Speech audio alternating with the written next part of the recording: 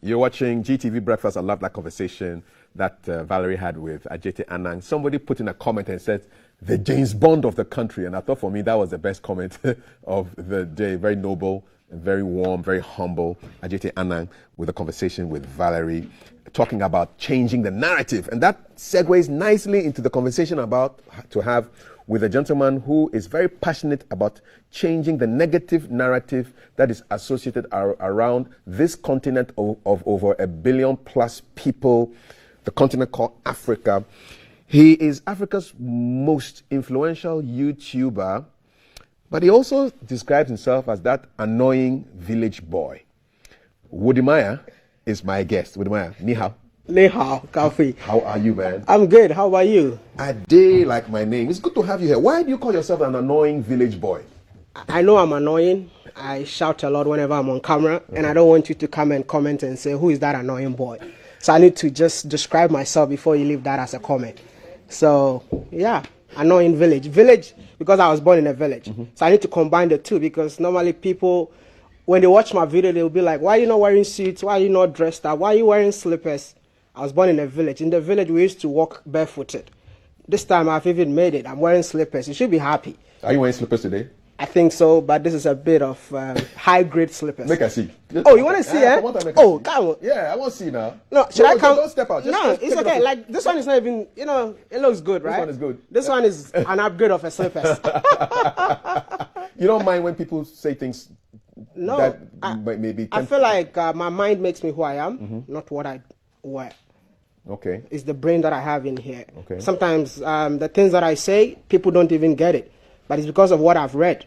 So I feel like appearance doesn't matter. And I learned this lesson when I was based in China. Okay. I was invited by a billionaire to his factory. And the billionaire's son is my friend. We went to the factory. When we got there, the owner of the factory was standing in front of the gates, the entrance. We passed him. Went to the administrative. I saw people wearing suits. I started being nice to all of them. Hey, and I'm like, I thought the owner would be there. Now, the son told me that, you know what, we need to go see my dad. And I'm like, but your dad is not here? He said, no, you actually passed my dad. And the dad was wearing shorts, slippers, and a T-shirt. When I went back home, I'm a pastor's son, by the way. Okay. So I used to wear suits a lot. When I went back home, I had to pack all my suits and then decided to go with the flow. That encounter changed your mind? Exactly. And since then, since China days till now, I don't feel like wearing suits anymore. What took you to China? I went to China to study. I did aeronautical engineering, so 4 years, started working for 2 years, and I decided to quit and come back home. What does that qualify you to do if you have a degree in aeronautical engineering? So more like you can specify to be somebody who would design airplanes, or you're also gonna do maintenance of an aircraft, which it's a course that you need to add to your aeronautical engineering. So it's more like you specify. Okay. So for me, when I was in school, we specify on the wings of an aircraft. So okay, so you can design aircraft wings. Just bring your aircraft to me. I'll design it. Probably in future I might revive Ghana's aviation industry. So if I give you a piece of paper and a pen, right, you can draw something for me? I can do that for you. Okay. Are you sure you are not going to take long on the show? See, I'm gonna quick sketch for me. Quick sketch. A quick sketch, wing, yeah. So I'm gonna go with a flap, yeah. Okay. So this is an aircraft flap. Yeah. That's it. Okay. You see when draw. And no, that's okay. That's a flap. That's a flap. Okay. What do you want? Okay. Get it more. I mean, this is the basic. No. I'm not giving you basic. So this is like an aircraft flap. Okay. You know what a flap is? Yes, I do. Thank you. Yeah. So that's all you need to know. So you specify on flaps. So aircraft, so this was your specialty. Yeah, the wing is big. Okay. So you need to know because like an airplane, right? Yeah, show it to me. Yeah. I'm gonna give you like an airplane. Yeah. Show it to the camera. Show it to my camera. Where are the cameras? It's right there. This one. So like this one. Oh, yes. Sorry. So the aircraft wing is huge, right? So we have people who specify on only the design of the flaps. Okay. And the people who are gonna take care of the other part of the wing. So you see a big plane. We have so many components. Okay. And different people work on the components. So one person cannot design a big plane. It's all based on your specifications. So you are the flap guy. Flap guy. Why did you choose the flap? It's easy. You always want the easy way out. It's easier. So in case you're wondering, this is what it looks like. So this is and this is what makes the plane. When you're coming down, landing, that comes down. the flaps. When you're landing, it comes down. Exactly, Okay. it comes down. Then. Okay, so that's your design of an aircraft flap done right now in like 2 seconds by Wode Maya. Yeah. He says he chose this because it makes it easy for him. So next time you're sitting on a plane going to Kumasi or Tamale, look outside, and then when the plane is landing, when the plane is landing, the things that come down, it reduces the speed of the aircraft. Okay, that's it. All right. And it's also sometimes it helps you take off and stuff. Did you always want to be a pilot, or you were forced to do that course? No, I mean I've always never wanted to be a pilot. I mean I chose aeronautics because my dad wanted me to be an engineer. The pastor? Yeah, I mean African parent, they always want to see you become a doctor, an engineer, and the rest. But along the journey, I had to respect my dad, right? But along the journey, that's when I discovered my passion. I mean, this is what I always preach. I'm not going to tell you be a school dropout. I'm going to tell you that focus on whatever your parent asks you to do. But along the journey, if you discover yourself, go for it. For me, I realized that I love talking. And being a guy who loves talking, I found out no one is paying me for talking. So I had to do research about how can people pay me for talk. So that is when my research led me to YouTube. So I decided to talk on YouTube so that at the end of the day, I'll get paid. Can you remember the first video you put on YouTube? Of course, I remember. What was that? It was more of, was not even a video. By the way, we were just going to a supermarket and then we decided to film because we were all bored on campus. And it was more of, the day Who Said Chia? Yes, Who Said Chia? Those days, yes. that was the time that video was viral. So we're just going out to say Who Said Chia, our version of Who Said Chia, and that video nobody actually watched it, by the way. So yeah, but that was my first video. But is it still in your archives? No, it's still there. How many views have you got now? I think it still have 1,000 views or something. Okay. Yeah. And then it built from there to now. Exactly. On YouTube, you have over 1.something million. 1.1 million subscribers on YouTube. Yep. What does that mean to you? For me, I think it's just numbers. It doesn't mean anything to me. I mean, people say he's the most famous guy. I don't care about the fame or anything. I care about impact. I mean, when you watch my video, what can you learn from it?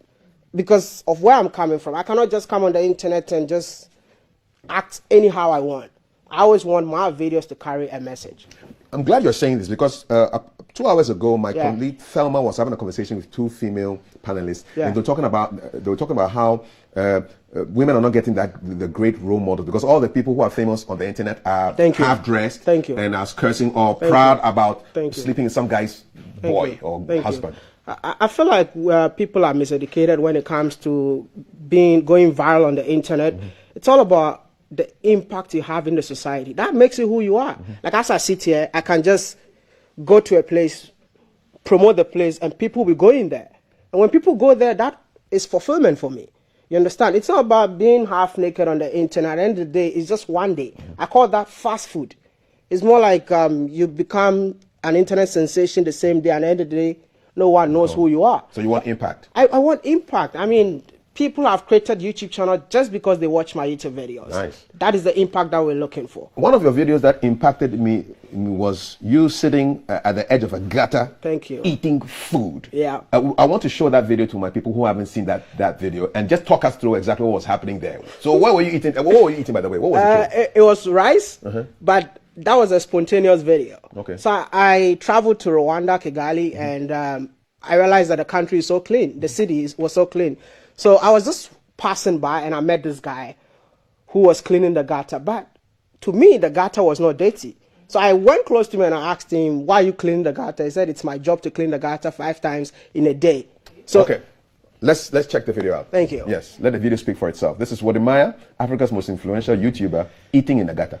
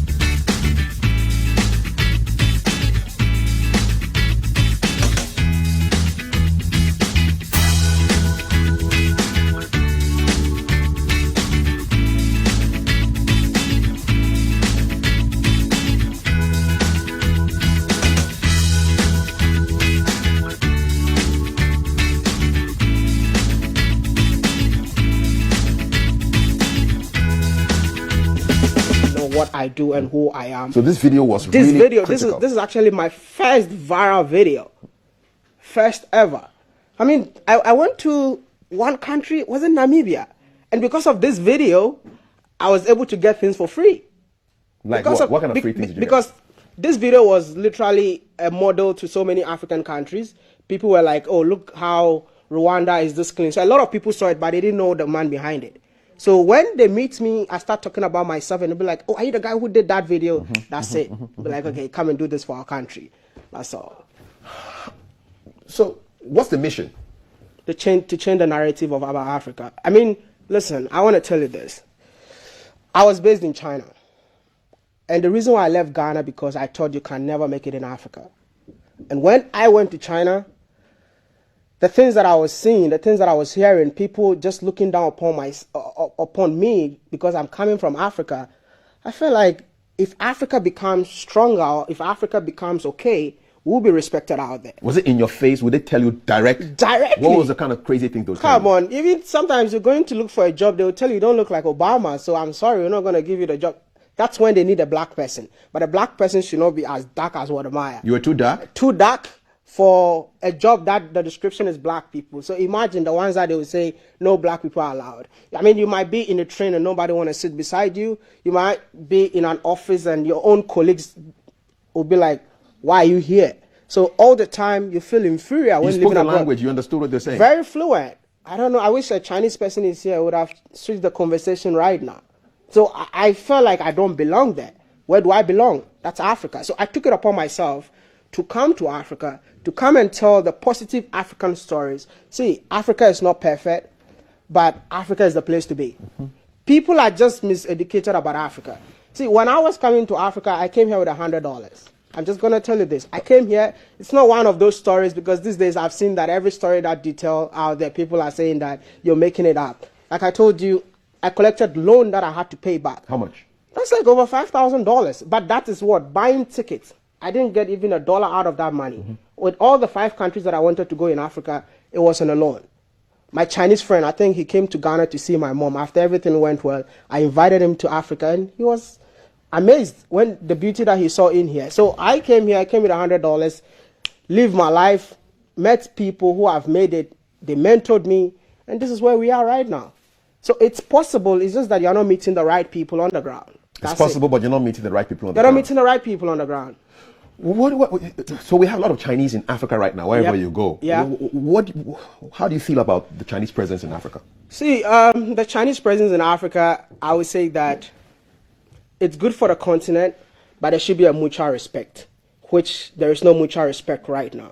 It's more like coming to me to beg me for money, and then when I see you, you don't expect me to respect you because you're taking money from me. You understand? So this is the relationship between Africa and China. It could have been the best ever, but African leaders don't know how to bargain. I wish I'm the ambassador from Africa to China. Like I would get them the best deals because I know how Chinese people act and I know how Africans act. So I know the two.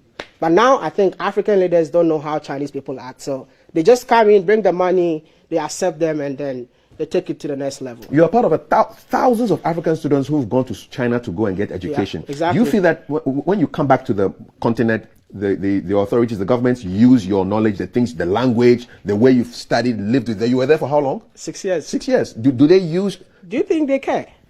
Well, have you been used by the government never. For the knowledge that you have? Never. I mean, listen, Kafri, this is, for me, I'm very unapologetic, and I always say this here. The leaders on the continent need to sit down with the youth to discuss on how to change the continent. You understand? The leaders cannot do it alone. The youth cannot do it alone. We just need to have that, what do you call it? I don't know the word to use. Collaboration, you know, to develop the continent. You understand? Because the youth out there have the knowledge.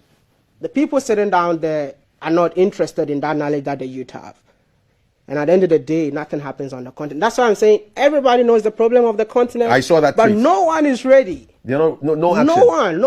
We're going to talk and talk and talk till we all go and leave the continent to the next generation. What surprised you most when you went to China, apart from the racism? What else? What surprised you? It's how developed China is. And the fact that when I went to China, where I used to stay was not that developed.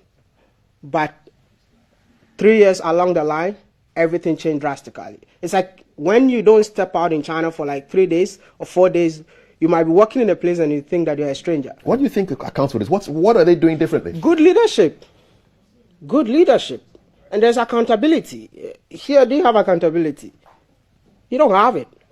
And that is why the continent is like this, because there's no accountability. Anybody wakes up and do whatever they want. But in China, you can't do that.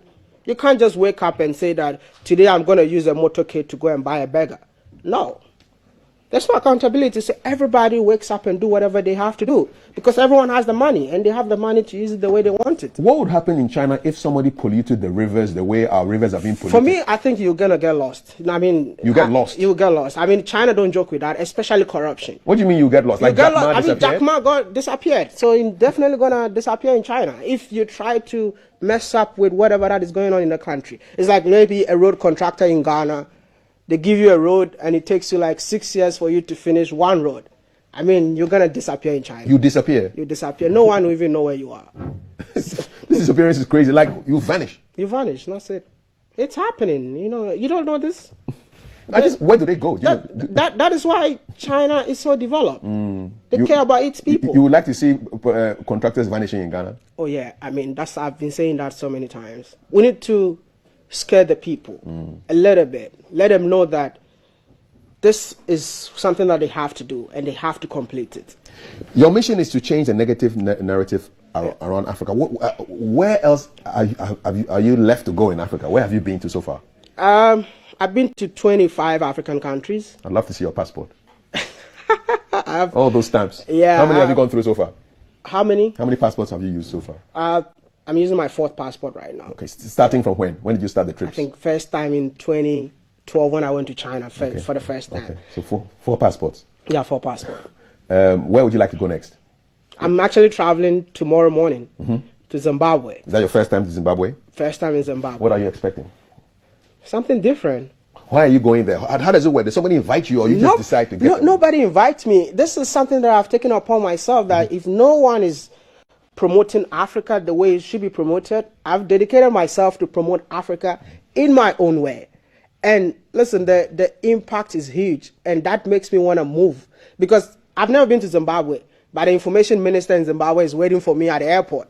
I mean, in Ghana, I don't think even the information minister would know where I live. He's busy thinking about IMF right now, brother. Oh, wow, okay. I don't know about that, but that's another topic.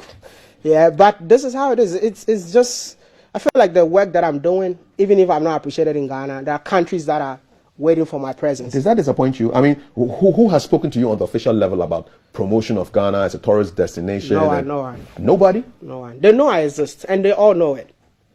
It's not like they don't know I exist. Everybody knows that I exist because I play a major role in people moving to Ghana, visiting Ghana. That's a huge claim to make. I mean, back it up. The facts are there.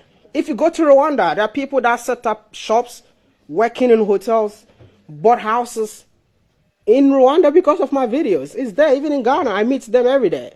It's not like I'm saying things that I don't know. I just don't like talking about myself, but I see it. I have 1.1 million subscribers. You know, I didn't want to talk about the numbers, but it seems you want me to talk about all these people, knowing that I'm from Ghana, they come here, they visit all the time. How do you fund your trips around the country, the continent? I fund them myself. From your work you do on social media? The work that I do, yeah. How does it? I know you're big on YouTube, but you're on Facebook as well. Yeah. You're on Twitter as well. Yeah. I don't see you on TikTok unless you're going undercover there. No, I used to have TikTok when during the Chinese version of TikTok. That's when TikTok came initially. So I used to be a TikToker, but I felt like you need to be stupid to go viral on TikTok when I was based in China, because it was a new app that came into the scene. So if you are using TikTok now, TikTok was not called TikTok. TikTok was called Douyin in China. It still exists. So the Chinese version, but we get paid for using TikTok when I was based in China. But at the end of the day, I was sounding so stupid. How do you mean? They always want you to, for you to go viral, you need to do silly make things. fun of yourself.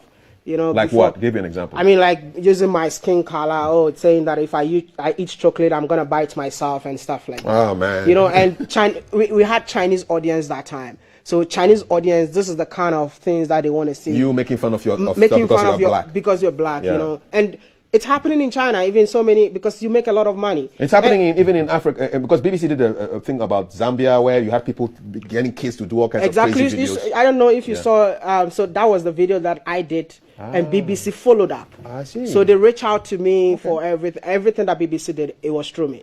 But I just don't like credit. That's why I didn't want to, It was my video, I brought the video up, and Runako is my friend, and Runako has to go for the journey as discovering where the guy is. What's the most surprising thing you've discovered on your trips around Africa? When I went to Namibia, meeting the Himba tribe, when I found that as a visitor, they have to honor you or give you a woman to satisfy you before you continue your day. Satisfy how? Yeah, sexually. Okay. Yeah. Did you No, take no, part no, in no, that favor? not really, but it was shocking. Not really. No, not really. No, But no, yes. It was It can't be not really, my brother. You know, they asked me and I'm like, nah. But it was shocking. They wanted to give you a woman. Yeah, so as soon as you visit them, they give you, maybe some of them have 2, 3 wives. So they'll give you one of them. Hey, this is my second wife.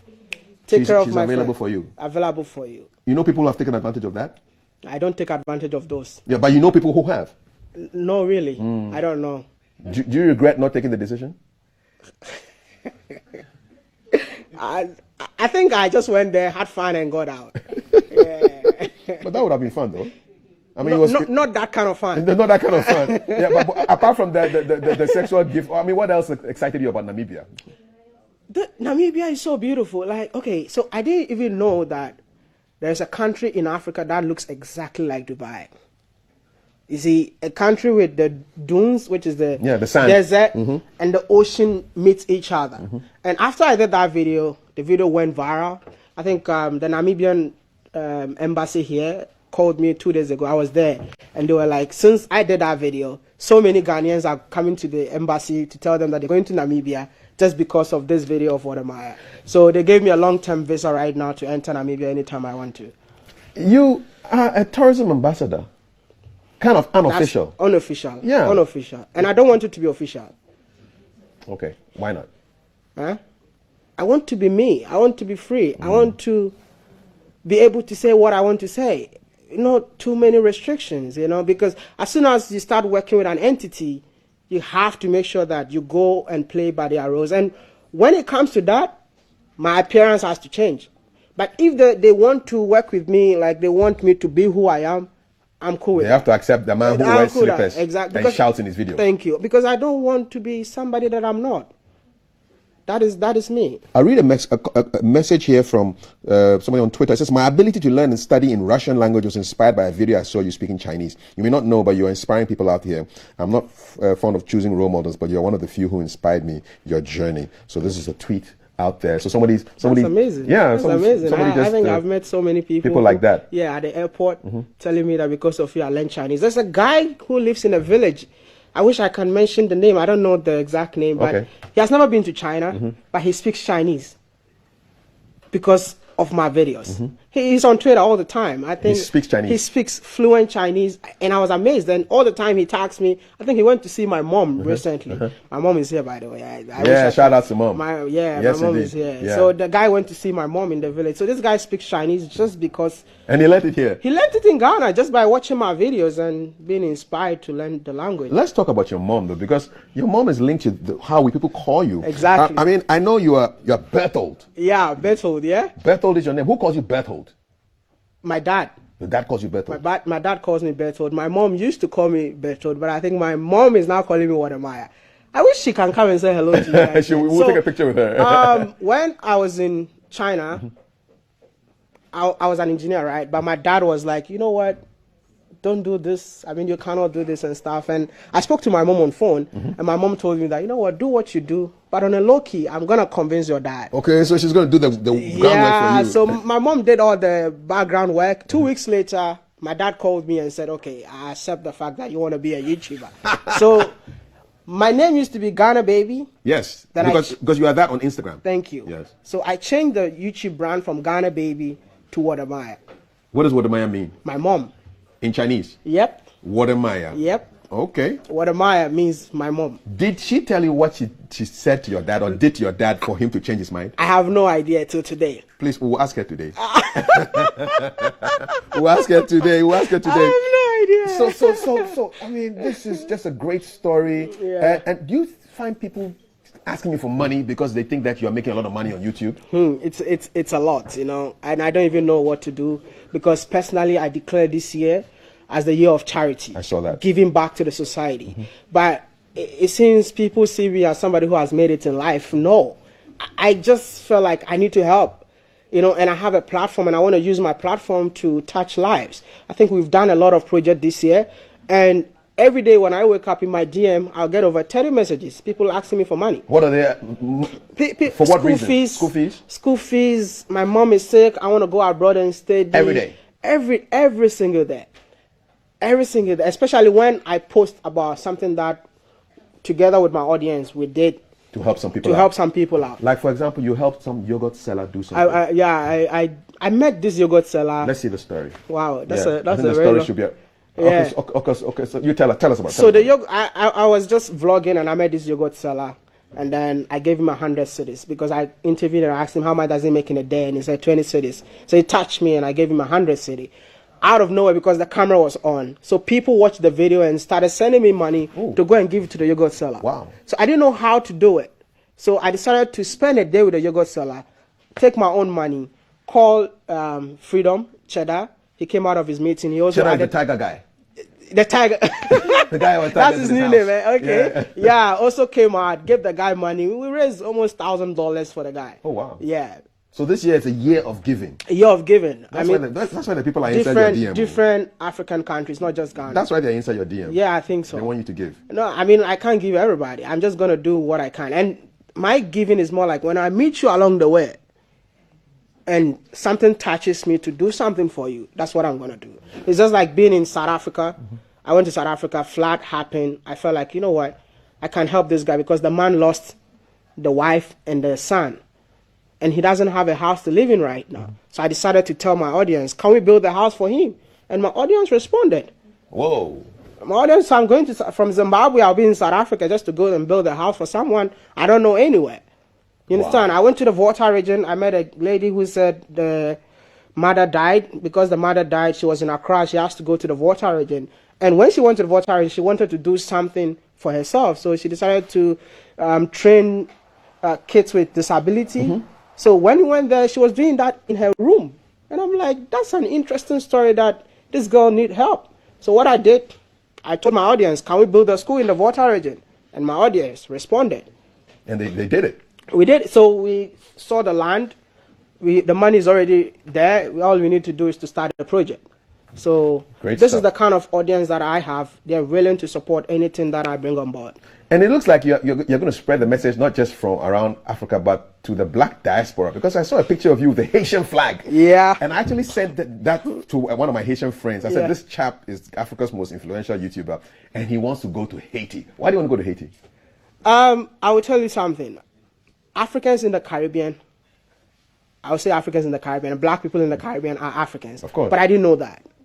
So along my journey, I discovered that. And when I started doing videos in Africa, most of them were like, oh my goodness, I never knew this is how beautiful Africa is. I'm coming to Africa. So some of them even came here. So when I saw that, I'm like, you know what, it's time to bridge the gap between Africans in the diaspora and Africans in Africa. So I'll actually be in the Caribbean in September. Haiti being the first country. I'll give you a couple of people to go and see. I know that would be amazing. Yeah, and learn a little words of Ever. Do you speak some Ever? No. Because a lot of Ever people ended up in Haiti. So you listen to the music and you think you're listening to Ghanaian music. Because, I didn't even know that until I went to Togo. I went to, what do you call it? The Volta region. And if you go to Togo, there's a place called Togoville. Yes. If you've been there, you will realize that the people came from there. Because when you go to Togoville, only voodoo and Christianity is the only religion that exists in there. Indeed. So the Haitians took that from there and took it to Haiti. So when you go to Haiti, it's just voodoo. That's it. Big time. Wow. Somebody said you look a bit like a lot like Marcus Garvey. I mean, the Pan-African, I mean, this is Kwame Nkrumah's mentor. Yeah. And they said you are doing what Garvey was doing, the whole back to Africa, Africa must be free, Pan-Africanism thing. Yeah. You are doing it with your videos. Yeah. How do you feel to be connected with a man like Marcus Garvey, a great guy like that? I mean, Black Star Line, everything came from him. The first time I saw that, I actually cried. That's why I just wrote interesting. Yeah. Because I didn't even know who Marcus Garvey is before. I felt like I've lived in China, I'm back in Africa, and I think I need to let Africans believe in Africa and come back home. And when I started making the videos, I saw the diasporans moving to Africa. I have proofs about all of that. So people thought that this guy is actually doing the work of Marcus Garvey. Yeah. You know, and somebody started using my photo and Marcus Garvey's photo and said, he looks like Marcus Garvey. Yes, I wish you could pull up that picture of Marcus Garvey so that you can see that, because you look a lot like him. Yeah, I didn't know that, but Yes, and there was one of him wearing a hat and everything. You look so much like him. And I think you're doing the work. You're doing the spiritual. That's you, man. That's you, man. Yeah. Wallahi, that's you. You're doing the work of Marcus Garvey, man. And he was, I mean, this is like Pan-Africanism, this is like reggae, Rasta, Ghana, everything. Exactly. Listen, I wish this conversation could continue on and on and on, but I see that you're doing a lot, projecting not just Ghana, but Africa. And let's just take it back to Mom, because Mom is ready to talk to you now, man. And I mean, describe that relationship. Were you always very close to her when you were growing up? I think I got close to my mom after China. After when I came back, I was close to my mom, but not that close. But when I came back from China, that's when I learned to appreciate my mom more, because the things that she used to teach us, with the values that she was instilling within me, I thought she was being too much. But when I went to China, I felt like that values made me who I am today. So when I came back, I wanted to show her all the love that she needs. So my mom is untouchable. That's why, like, you don't play with your mom. No. My mom, for me and my mom, come on, she knows it. She knows Charlie, it. say something to Mama, man. Mama is ready to talk to you. Asma, do you want to talk to me? So she's the superstar of my channel. Yeah. So every milestone we celebrate. So if we get 200,000 subscribers, I need to celebrate my mom. 300. We need to do something for her. We bought a car for her, for the channel. We do so many things just on her behalf. What did you think about all you're doing with this stuff that you're doing? I have an estate in Accra, just named by Wode Maya. That's her. That's my mom. Yeah, she you could talk to her. Her microphone is on. Auntie Maggie, your mic is on. You're on TV. Huh? I'm on TV now. She's shy. Auntie Maggie, shy. Auntie Maggie, how are you doing? I'm good. You're good. Mommy is good. Auntie Maggie, we are proud of your son. Thank you. Mommy's shy. Yes. You feel like crying. Yeah, I know, right? She's an amazing woman. She's an amazing woman. Very supportive. And the fact that I decided to even drop aeronautics and follow and do YouTube, this vlogging, and she still backed me, that is rare. I want to ask Auntie Maggie what you told your dad. How do you call your dad at home? Kapi. What did you tell Kapi to make him change his mind from engineering to YouTube? But I'm saying there. Well, yeah, the first video be onye Chinese be baby na onye ye na odimpua or the shananu. And I so ornamensa na nensuna or botronum. No, obi free. Catch them there. Monshada am a banner ye. Na papa no so huni. Na fide no bufu kra the one fan and call school there on your mesafo unkida agor on fa other kawa no that say be say name and the papa no bufu kra na me so ye bia na frema ntano do onje mu monka na onya beta na onye nkasa this onye na kasa e bia damenda manore no be kire no mu ma no so watase ntefie no na akuma bofom ma. So what did she tell him? For those who don't speak fancy. Oh, okay. So what my mom said was, I did 2 videos in China where I was drinking water, but it's in a glass of an alcohol. So you might think I'm drinking alcohol. And being a pastor's son, a lot of people know your dad, you're drinking alcohol on camera. So I think my dad got mad because somebody told my dad that we saw your son drinking alcohol at this place, and I think that resulted in the anger of my dad when he called me and told me not to do YouTube videos again. Yeah. You know, you're the first person to get this story on camera. Thank you very much. Eh? We're You're happy the to first have person. it. No, Yeah. you're amazing. Thank man. you very much. You're You're the great. first You're a person. legend. You're amazing. You're a legend. You're the first person. You know, So she told him something. yeah, definitely, definitely. My mom called me and said, but I want to say something. When my mom called me to tell me that now you can do what you're doing, I called my dad. My dad says one thing: you speak Chinese. Why are you acting this way? Whilst you can have impact with the language that you're speaking. So you know what I want you to do? If you really want to do this, use your Chinese that you speak to convince Chinese people that Africa is beautiful. Wonderful. When I was doing videos, my videos were not even going viral. But after that advice from my dad, I took it and my channel blew up. So your dad has a role to play in this? No. I always say it. 100%. I always say Yeah, it's so just a it was just collaboration. exactly. Yeah, mommy had to even, enter. Even whatever I'm doing right now, I'll say it's my dad's idea. Whatever I'm doing right now, it's my dad's idea. How does he feel about you now? It's rather unfortunate that he's no more right now. How did he feel about you? He was so proud. I think I did my first video, a video that I did when I talked about China taking advantage of Africa. It was my dad who gave me the car to go and do that video. And my dad never called me Ghana baby before. But that day, my dad called me Ghana baby. Nice one. So he gave me all his blessings before he passed left. on. Yeah. I understand there's a particular hymn that has a lot of, that means a lot to you. Yeah. Will your anchor hold Yep. in the storms of life? Yep. What's the connection? Ha. I mean, we're coming from a home like a very Christian background. And my dad, when things becomes tough in the house, he will sing, we have an anchor that keeps the soul. For us to know that whatever is happening to us, it's just temporal. It's not permanent.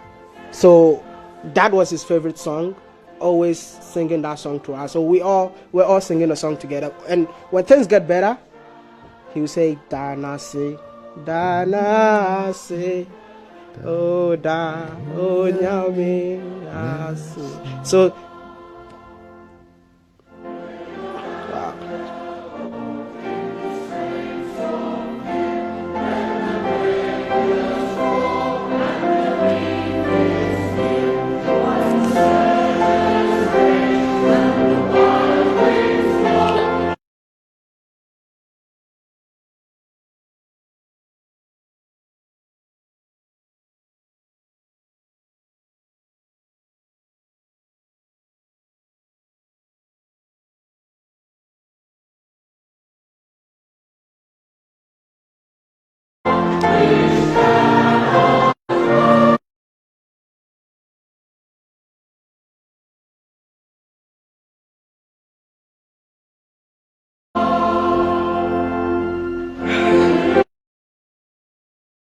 wow. Okay. Yeah. It is well, man.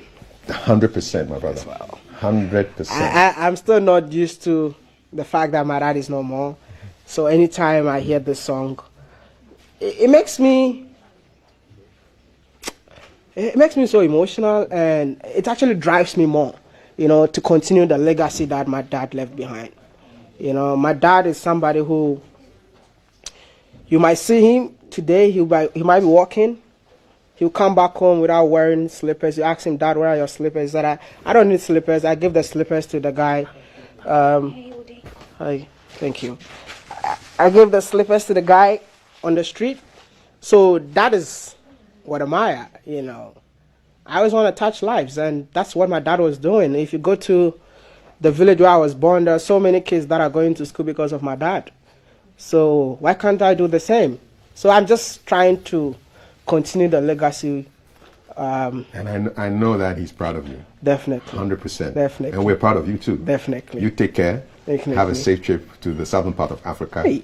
Drop the videos, man. I cried on TV, man. Wow. It's all good, man. Men can cry as well, man. Yeah, I know, right? Men can cry. That was a good one, man. That's a Wode good one. Maya, Africa's most influential YouTube, and there are so many messages from all around the continent. Zambia, it's just crazy. They just love you, and you're doing great stuff for our continent. Thank you. Keep flying the flag, not just of Ghana, but of Africa. Thank you so much. And God willing, we'll meet again some other time. Thank you. You take care. Nice meeting you once again. It's a pleasure, man. It's our second time. God bless. And big hug to mommy from me too. I'll go and hug her after this, actually. Definitely. Thanks a lot, man. This is GTV Breakfast. This is how we wrap it up on a Friday like this. My name is Kafui Day. On behalf of all my people, Valerie, Thelma, Jay, Alan, Maltiti, the entire crew, the directors, the producers, beautiful weekend to you. God bless. One love. All the time. When you looking at me, please don't stop. I'm a demand that you need ASAP. I'm a give you all you need, full stop.